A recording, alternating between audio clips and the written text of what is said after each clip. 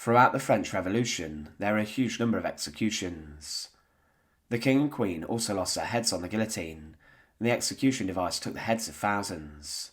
Many people who were initially in favour of the revolution were then condemned to death later, during a period of time which was known as the Reign of Terror. Robespierre led this, and anyone who dared to have any word to speak which was negative was led to the guillotine, and many people were also told upon to the authorities, and they were also executed.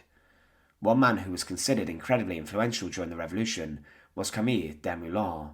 However, he was later executed in Paris, despite being a brilliant advocate for the end of the monarchy. Join us today as we look at the execution of Camille Desmoulins, and remember to support our channel. Please make sure to subscribe. Camille Desmoulins was born on the 2nd of March 1760 in Guise, and he became one of the most influential journalists of the French Revolution. His father was an official in Guise, and after a successful early life and education, he was admitted to the bar in 1785. However, he suffered from a stammer. This made his career as a lawyer rather difficult, but following the outbreak of the French Revolution in 1789, Desmoulins became known for being a brilliant public speaker who could rally a crowd, and he urged the people of Paris to take up arms. This then turned into armed insurrection, and it climaxed with the storming of the Bastille on the 14th of July. Following this, Camille then published a pamphlet named Free France, and with this he outlined the issues with the old regime and the monarchy, and this became very popular. He also then published The Street Lamp's Address to the Parisians, which was published in September 1789. This supported reforms of the Revolutionary National Assembly, and it outlined republican ideals.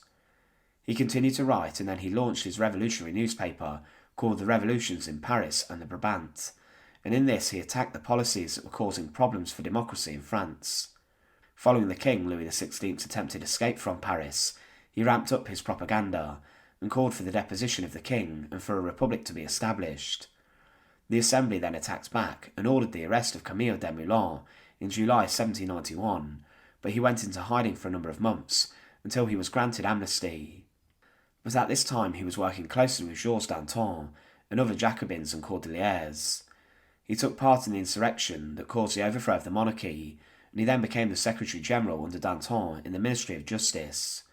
Following this, Camille was then elected to the National Convention, which gathered in September 1792, and Desmoulins joined others in a struggle against the Girondins.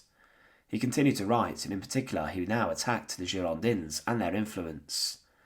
Eventually these were expelled from the National Convention, but by December 1791, Danton and Desmoulins were leaders of a moderate faction known as Indulgents. Their enemies were left-wing Jacobins, who were allied to the lower-class Parisians. They then instituted the Reign of Terror against suspected counter-revolutionaries. He continued to criticise, and in his new paper, The Old Cordelier, he attacked followers of Jacques Hebert, saying their movement sought to destroy Catholic institutions across France. But now his friend Robespierre was becoming the chief spokesman of the all-powerful Committee of Public Safety, and they supported the anti-Herbertist campaign, but Desmoulins then lashed out against the committee. By this, he was making an enemy of the more powerful Robespierre, who ordered that Desmoulins' writings should all be burned.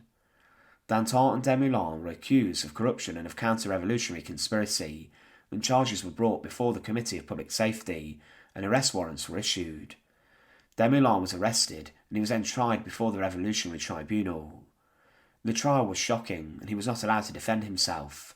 They were denied the right to have witnesses appear on their behalf, but Robespierre was asked to testify for Desmoulins. The verdict was then passed, and the death sentence was issued against him. Camille wrote a final letter to his wife, and he said, "It is marvellous that I have walked for 5 years along the precipice of the revolution without falling over them, and that I am still living, and I rest my head calmly upon my pillow of my writings. I have dreamed of a republic such as all the world would have adored. I could have never believed that men could be so ferocious and so unjust." On the same day that his death sentence was issued, Camille Desmoulins was brought to his execution. As he was taken to the scaffold where the guillotine stood, he was told that his wife would also be arrested, and Desmoulins went mad. He was incredibly angry and began to lash out, and several men were needed to get him onto the cart that would take him to the guillotine. He struggled and tried to plead with the crowd, and he ripped his shirt in anger. His wife would be executed 8 days later. There were 15 people who were guillotined on the 5th of April 1794, along with Desmoulins, and one of them was Georges Danton. Desmoulins died third. As he was led to the guillotine and scaffold, he screamed at the executioners, "Show my head to the people, it is worth seeing." He was then strapped to the board and was slid under the guillotine blade, before an executioner quickly released the blade, and Camille Desmoulins' head was taken clean off. Camille Desmoulins was a lawyer by training. However, he became a key member of the French Revolution, and he managed to convince crowds on a number of times about actions. He was a passionate man. However, he ultimately was considered an enemy of the revolution, and along with key allies, he fell from grace, having distanced himself from Robespierre, and he became a victim of the Reign of Terror. Thanks for watching. To support our channel, please make sure to subscribe, and once again, thank you so much for watching.